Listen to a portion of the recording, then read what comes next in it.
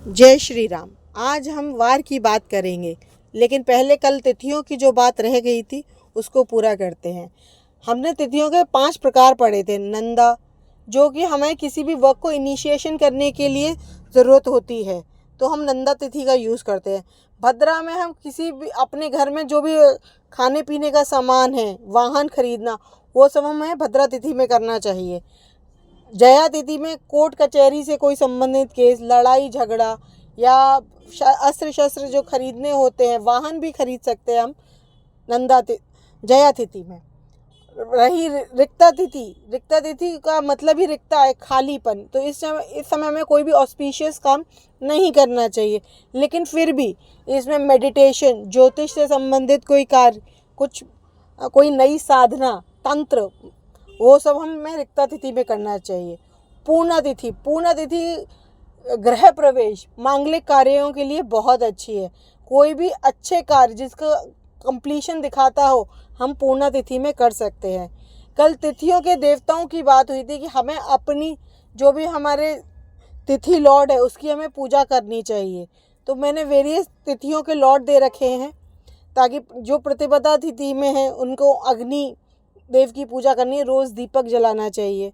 उसी तरह द्वितीय तिथि के ब्रह्मा है, सबकी के अलग अलग देवता हैं, उन्हें उनकी पूजा करनी चाहिए, ताकि उन्हें धन और रिलेशनशिप से जो भी इश्यूज़ हों, ताकि वो देवता उनसे बचाएं हमें।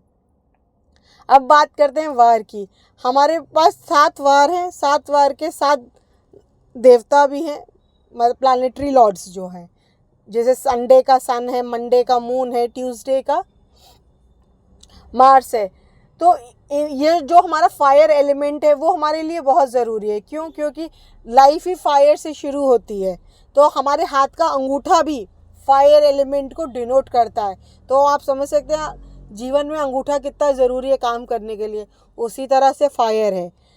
अभी जो ये फायर का लॉर्ड है, उसका अगर आपकी कुंडली में त्रिक भाव में बैठा है, यानी कि 6, 8, 12 में, तो आपको उसकी दशा और अंतर दशा में हेल्थ इश्यूज हो सकते हैं।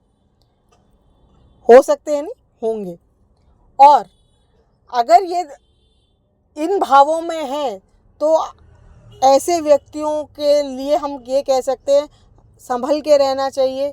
ये लोग सच बोलेंगे या नहीं बोलेंगे। अगर और कुंडली में कॉम्बिनेशंस हुए तो प्रोबेबिलिटी है कि ये सच ना बोलें। वार के लॉर्ड के लिए एक और चीज़, जैसे हमारे शास्त्रों में ट्यूसडे और थर्सडे को बाल कटाने के लिए मना किया गया है। कोशिश कीजिए जो आपका वार रेश है, जो जिस दिन आपका जन्म हुआ है, जिस वार को, उस दिन भी बाल नहीं कटाने हैं।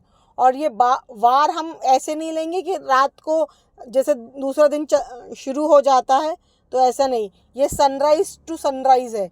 मतलब आज मंडे सुबह 6 बजे अगर सन उगता है, तो मंडे सुबह 6 बजे से शुरू होकर अगले दिन यानी कि ट्यूसडे को सुबह 6 बजे तक रहेगा। अगर इस बीच रात्रि में कोई जन्म है, तो भले ही आपका इंग्लिश वीकडे आपको ट्यूसडे दिखा सकता है, लेकिन हिंदी पंचांग के अनुसार वो सनराइज़ टू सनराइज़ हम वीकडे लेते हैं। इस बात का विशेष ध्यान रखें। राधे राधे।